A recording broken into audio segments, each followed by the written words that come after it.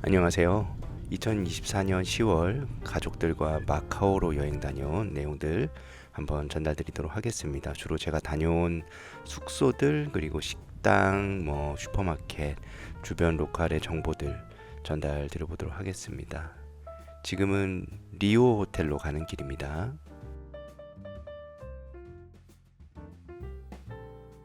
리오 호텔 위치는 그 호텔들이 많은 코타이 지역이 아니라 거기서 북쪽으로 다리를 건너서 쭉 가야 되는 곳에 있습니다. 리오 호텔은 일단 가성비가 좋은 호텔로 알려져 있습니다. 구글 지도에서 호텔 리뷰를 보니까 담배 냄새로 고생했다는 분들이 좀 계시더라고요. 그래서 저는 여기를 아고다닷컴 통해서 예약한 후에 그 플랫폼 통해서 계속 담배 냄새를 저희는 원치 않으니 그런 곳을 배제해 달라 계속 이제 의사소통을 미리 했었습니다. 그렇게 해서 배정받은 방은 다행히 냄새는 나지 않아서 잘 쉴 수 있었습니다. 방은 침대 더블 베드가 2개 들어있는 패밀리룸으로 예약을 했습니다.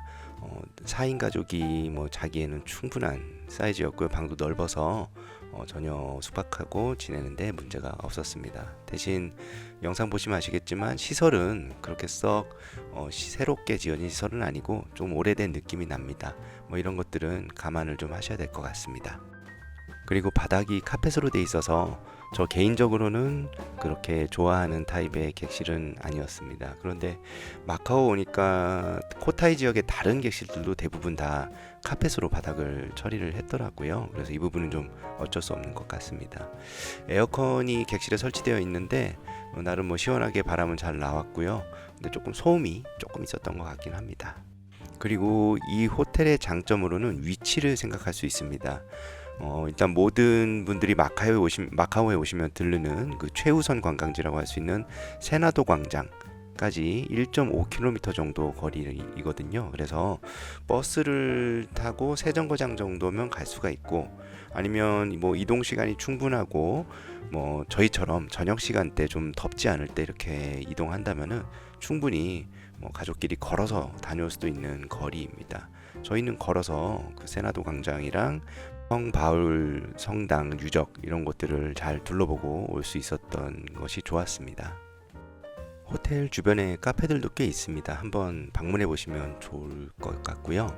구글 지도 검색하셔서 평점 높은 곳으로 가보시면 좋겠습니다. 카페들이 여기 마카오 지역은 아침 식사를 제공하는 곳들도 꽤 있습니다. 그래서 조식 여기 호텔에서 굳이 드시지 마시고 카페에서 아침 식사 해결하는 것도 좋은 방법일 것 같습니다. 룸 서비스가 있긴 했는데 저희는 이용하진 않았습니다. 리오 호텔 건너편에 식당을 찾아갔는데요. 구글 지도에 리뷰를 보고 갔는데 굉장히 맛있는 괜찮은 식당이었습니다. 저희는 지금 화면에 보이는 후추 소고기와 튀김국수, 그리고 이 돼지갈비, 토마토 소스 돼지갈비와 볶음밥, 그리고 치킨, 이런 것들을 시켜 먹었는데 굉장히 맛이 괜찮았습니다. 영어 메뉴 달라고 하셔서 주문하시면 되는데 말은 잘 안 통하고요. 카드로 계산했습니다. 리오 호텔 건너편에는 슈퍼마켓도 있었습니다. 구글 지도에는 이 선스코 슈퍼마켓이 폐업된 것으로 나와서 저는 잘 몰랐는데 가니까 24시간 영업으로 해서 영업을 하고 있었고요. 갔더니 안에 물건들이 대부분 다 일본 물건들이 많았습니다. 일제 제품들 위주로 다 공산품들은 채워져 있었고, 특히 여기서 좋았던 점은 이제 나중에 깨닫게 됐는데 망고를 이제 썰어서 판매하는 것이 있어서 여기서 사 먹었습니다. 가격도 꽤 괜찮았고요. 제 기억으로는 마카오 돈으로 45 파타카, 우리 돈으로 하면 대략 7, 8천 원 정도 되는 돈이었는데, 이게 비싸다고 생각하실 수도 있는데 이거를 코타이 지역 그 호텔들 많은 주요 지역에 가서 사 드시면 2배 이상 비쌀 겁니다. 망고도 1개 이상 잘려서 들어있어서 한 2개 정도 잘려 있었던 것 같고요. 굉장히 맛있게 먹었던 기억이 있는데 여기 리오 호텔 근처 만약 숙박하시면 한번 들르시길 추천드립니다. 저희 가족은 저녁 시간에 리오 호텔에서 세나도 광장 그리고 그 근처에 있는 유네스코 문화 지역을 걸어서 이동해서 다녀왔습니다. 이쪽이 걸어가는 동안 구경해 보니까 나름대로 이 지역에 번화가더라고요. 그래서 뭐 지금 화면에 보시는 것처럼 오른쪽에 공원도 있고 또 가게들이나 이런 것들이 많이 있는 모습을 볼 수가 있었습니다.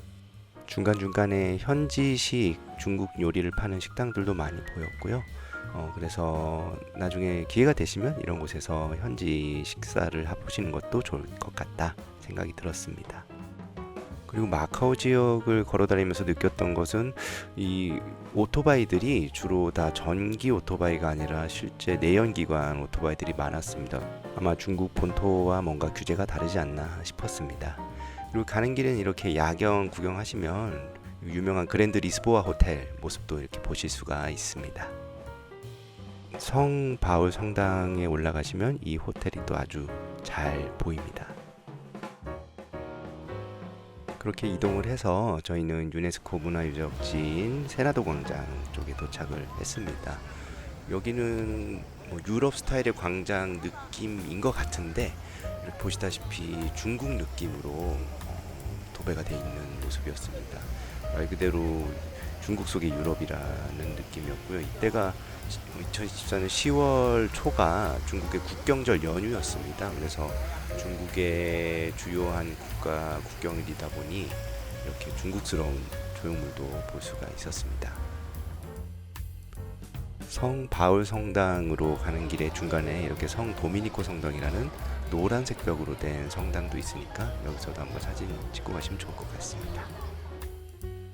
세나도 광장에서 유명한 성 바울 성당, 지도상에는 세인트폴 성당 유적이라고도 나오는데요.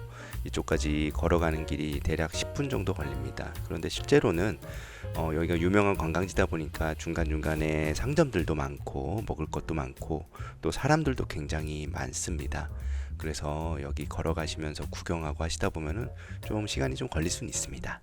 이날은 국경절이라 온 중국 사람들이 다 모였더라고요. 그 혼잡한 와중에서 또 구글 지도에서 발견한 맛집 레몬첼로라고는 하는 아이스크림 집이 있어서 들러봤습니다. 이 아이스크림 가게는 가격이 살짝 비쌉니다. 그럼에도 불구하고 아이스크림 맛이 좋아서 저희 아이들이 굉장히 좋아했고요. 콘과 컵 선택이 가능하고 컵으로 먹어도 그 콘을 컵에 꽂아줍니다. 메뉴판 보시면은 선택지가 싱글이 있고 더블이 있고 그렇습니다.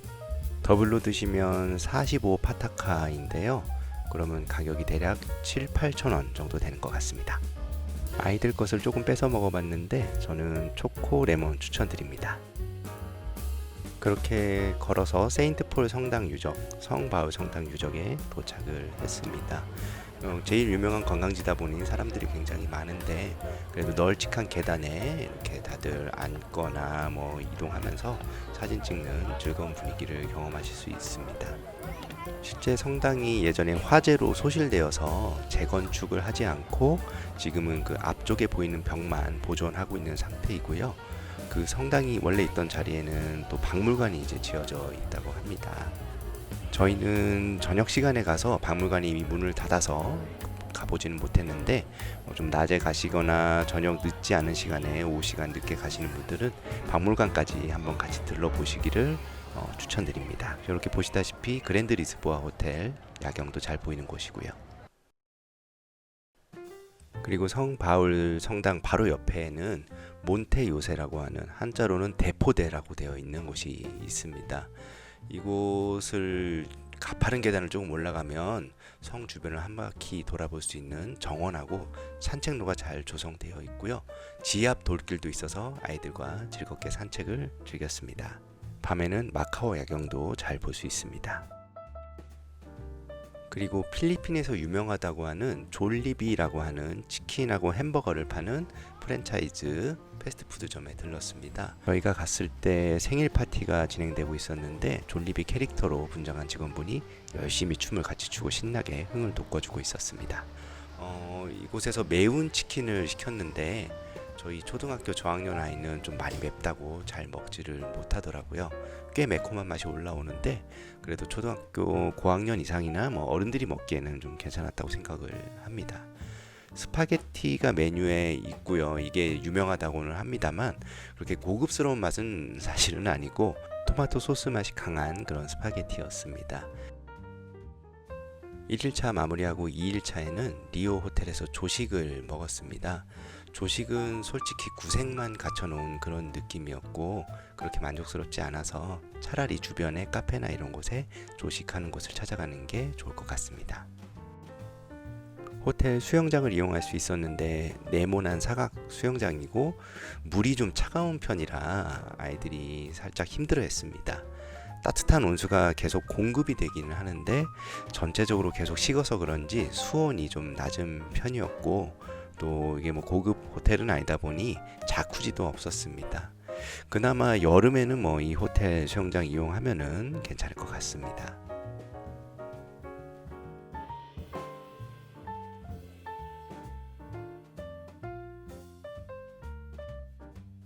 저희는 리오 호텔 근처에 있는 타임 애프터 타임이라고 하는 카페를 찾아갔습니다.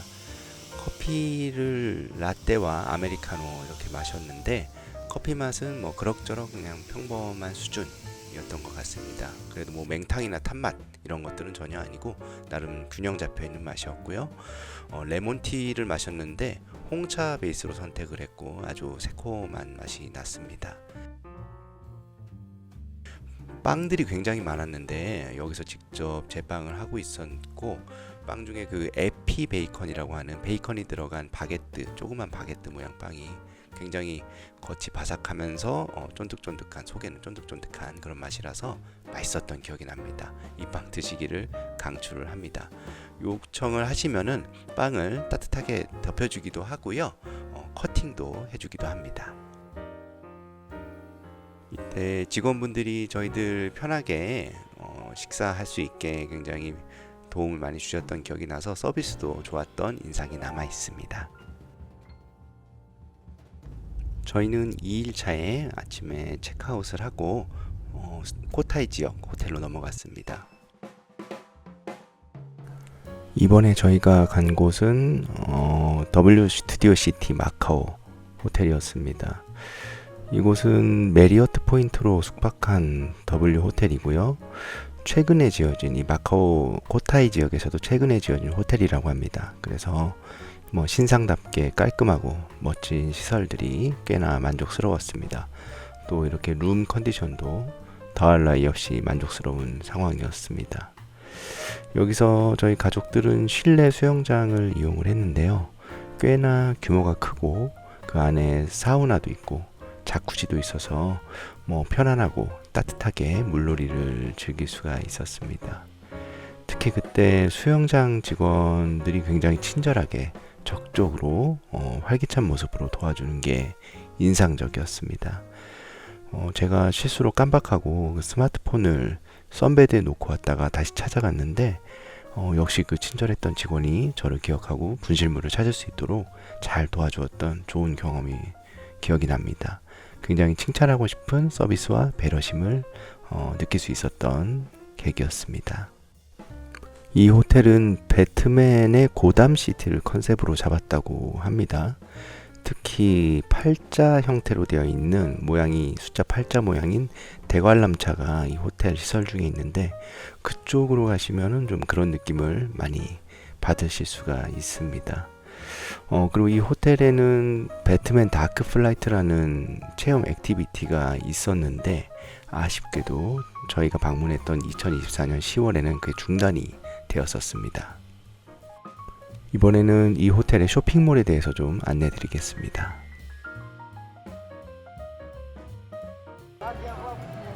저희가 이 호텔에 방문했을 때에는 그 일본의 캐릭터 회사인 산리오와 콜라보를 해서 산리오 팝업 스토어가 그 안에 아주 잘 보이는 광장이랄까요? 그런 위치에 딱 자리를 잡고 있었습니다. 쇼핑몰을 둘러보다 보면 무료 팝콘을 나누어 주기도 했는데요. 계속 집어먹다 보니까 목이 말라서 또 카페를 가게 되는 그렇게 해서 호텔 쇼핑몰에 매상을 올려주는 루트를 타게 되었었습니다.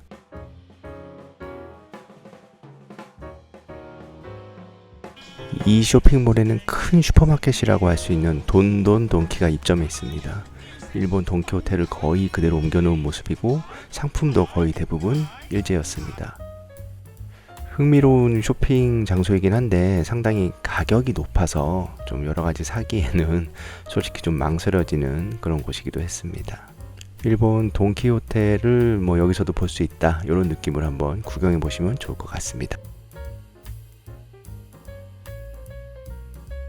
딘타이펑은 여러 사람들의 평이 좋아서 가봤는데 확실히 호불호 없이 맛있게 먹을 수 있는 식당이었고요.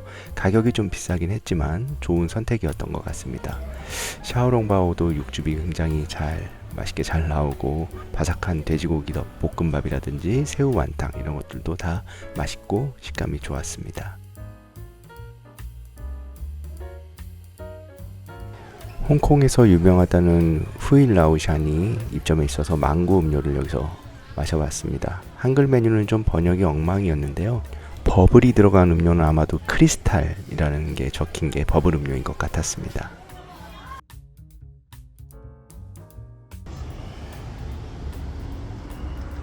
지금 보시는 것은 W 스튜디오 시티 호텔 앞쪽에서 보는 호텔의 야경입니다. 저런 금속, 번쩍번쩍이는 금속으로 된 동상, 그리고 산리오 캐릭터인 키티가 같이 있는 모습을 보실 수가 있습니다.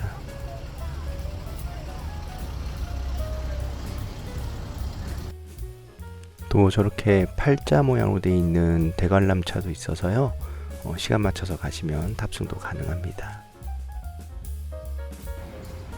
그리고 W 스튜디오 시티의 맞은편은 이렇게 파리 에펠탑 조형물이 있는 파리지앵 호텔입니다. 그래서 스튜디오 시티 호텔에서 나와서 주변에 이렇게 다른 유명한 호텔들의 조형물이나 조명 이런 것들을 잘 감상하실 수가 있고요. 이 지역이 호텔들이 굉장히 넓고 커서 좀 많이 걸으시긴 해야 됩니다. 지금 보시는 거는 런던어 호텔이고요. 이렇게 음악과 함께 조명 쇼를 해주는 모습도 보실 수가 있습니다.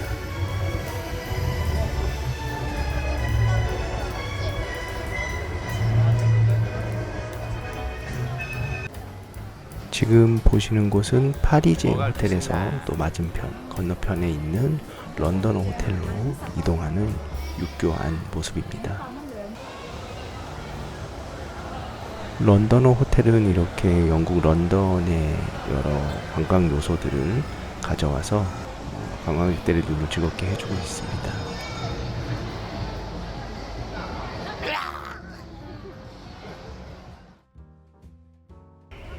한자로 미고메라고 적혀있는 이 호텔은 MGM 호텔이었고요.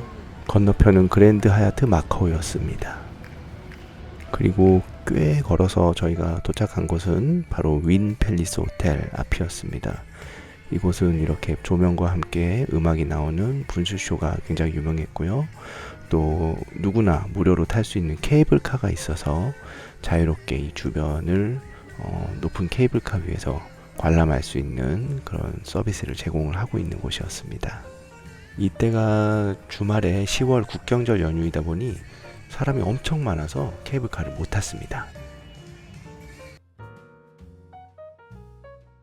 이 코타나 지역에서 그나마 가성비 있는 푸드코트인데요.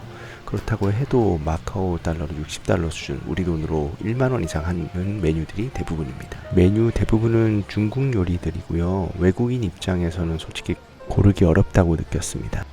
한식이 그리우신 분들은 여기에 압구정이라는 한식 코너가 있으니까 김치찌개 같은 거 드실 수 있으니까 참고하시기 바랍니다.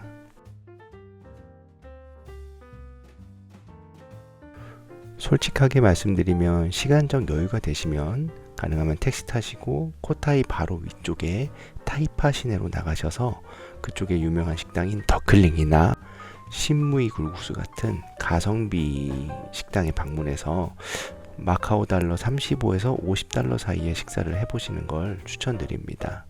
또 슈퍼마켓도 타이파 지역의 슈퍼마켓들이 이쪽 코타이보다 훨씬 저렴하니까 과일이나 간식도 챙겨오시면 좋겠습니다.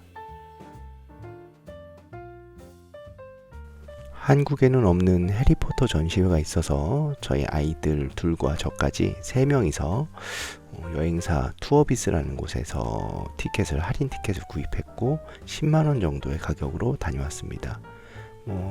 비싸다면 비싼 비용일 수도 있는데요. 유니버셜 스튜디오를 가본 적이 없어서 그런지 저는 나름대로 만족스러운 전시였다고 생각을 합니다. 각 캐릭터들에 대한 어떤 영화 설정이나 다양한 전시물들이 있고, 인터랙티브 효과로 손목에 메모리 카드를 터치해서 체험하는 시설들이 있습니다.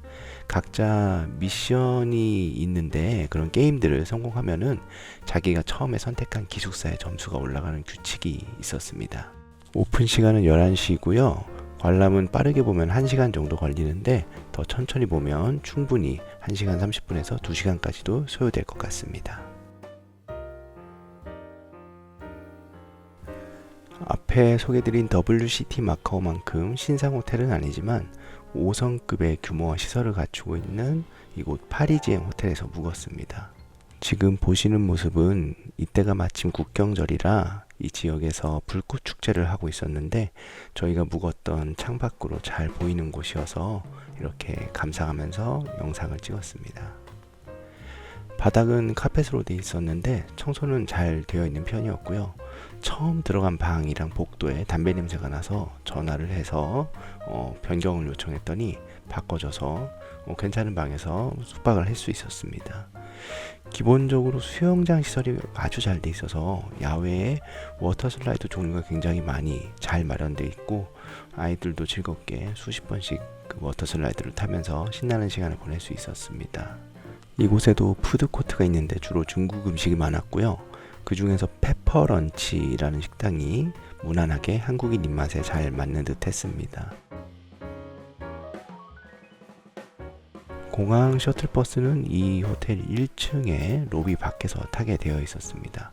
나머지 셔틀버스들은 호텔 내부의 버스 정류소를 이용하면 됩니다. 호텔에서 공항까지는 한 10분 정도밖에 걸리지 않는 아주 짧은 거리입니다. 셔틀버스를 이용하면 비용을 들이지 않고 시내로 이동해서 관광을 즐기고 다시 돌아올 수가 있는데요. 대신 이용할 수 있는 시간대, 요일 이런 것들을 호텔 홈페이지라든지 이런 곳에 가면 나와 있으니까 꼭 확인하시고 잘 활용하시면 좋을 것 같습니다. 코타이 지역의 호텔 쇼핑몰과 푸드코트의 높은 물가에 비해서 저희가 이렇게 택시를 타고 그 바로 위쪽에 있는 타이파 시내 식당으로 나오니까 굉장히 가성비 있고 또 맛 좋은 음식들이 많은 그런 천국이 펼쳐졌습니다. 여기는 아침을 먹으러 나온 더클링이라는 곳이고요. 조식 세트 메뉴판이 따로 있어서 편리하게 고를 수 있었습니다. 영어로 변기 표기가 되어 있어서 메뉴 고르기도 나쁘지 않았고요. 종업원들은 아쉽게도 영어는 거의 못했지만 어떻게든 도와주려는 친절함이 참 좋았습니다. 저희는 쭈빠빠오, 그 다음에 오리 다리구이와 국수, 그리고 치킨 구이와 계란 토스트 이런 것들을 시켜 먹었는데 아이들 모두 만족스럽게 먹었습니다. 제가 시킨 이 메뉴들 모두 중국 음식 특유의 향기 이런 거 거의 느껴지지 않았습니다. 계산은 카카오페이도 가능했었고 카드도 가능한 곳이었습니다. 저희 가족은 이렇게 모든 여정을 마치고 마카오 국제공항을 통해서 귀국을 했습니다. 마지막 아쉬움을 달래고 싶어서 맛있어 보이는 에그타르트를 사서 공항에서 먹었습니다.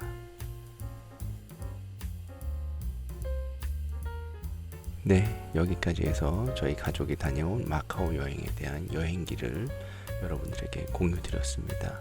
조금은 이쪽에 처음 여행 가시는 분들한테 팁이 되었으면 하는 부분들을 정리를 해서 영상에 담았고요. 아무쪼록 여행 가시는 분들 즐겁고 행복하고 또 안전하게 잘 다녀오시기를 바라겠습니다. 감사합니다.